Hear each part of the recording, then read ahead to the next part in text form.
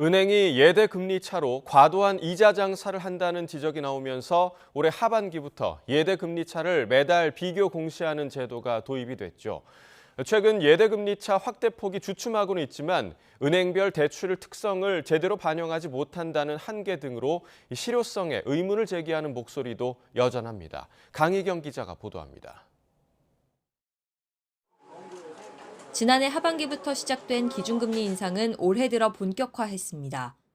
높은 물가 오름세가 상당 기간 지속될 것으로 예상되는 만큼 당분간 물가에 보다 중점을 두고 대출금리도 덩달아 빠르게 오르기 시작했습니다. 그러나 대출금리보다 예금금리가 오르는 폭이 크지 않아 은행이 예대금리 차로 과도한 이자 장사를 한다는 논란이 불거졌습니다.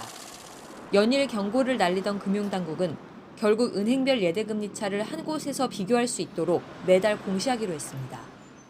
제도 개선을 통해서 은행연합회의 모든 은행 예대금리 차를 비교 공시할 수 있도록 했고, 그다음에 공시 주기도 3개월에서 1개월로 단축했습니다. 지난 8월 첫 공시를 앞두고 은행들은 꼴찌 오명을 쓰지 않기 위해 경쟁적으로 예금금리를 올렸습니다. 첫 성적표가 나온 뒤엔 대출금리 인하 움직임도 일부 이어졌습니다. 이에 따라 올해 상반기 가파르게 오르던 은행 예대금리 차는 7월에 소폭 하락한 뒤 상승폭을 조금씩 줄이고 있습니다.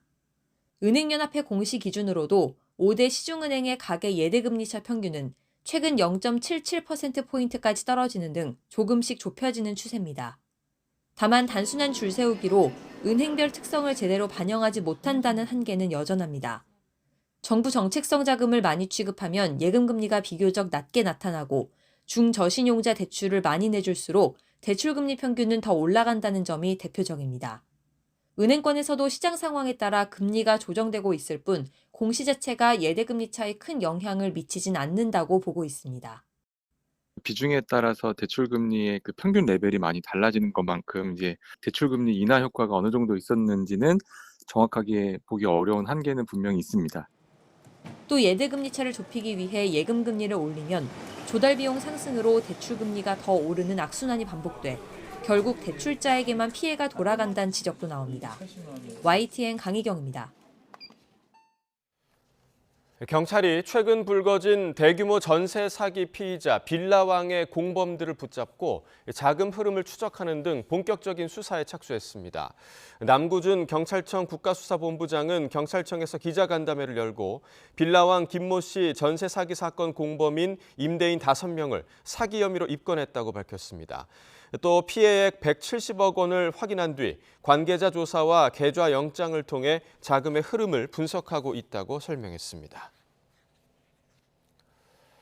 네, 그런가 하면 이 빌라왕 사건과 유사한 사태가 또 벌어졌습니다.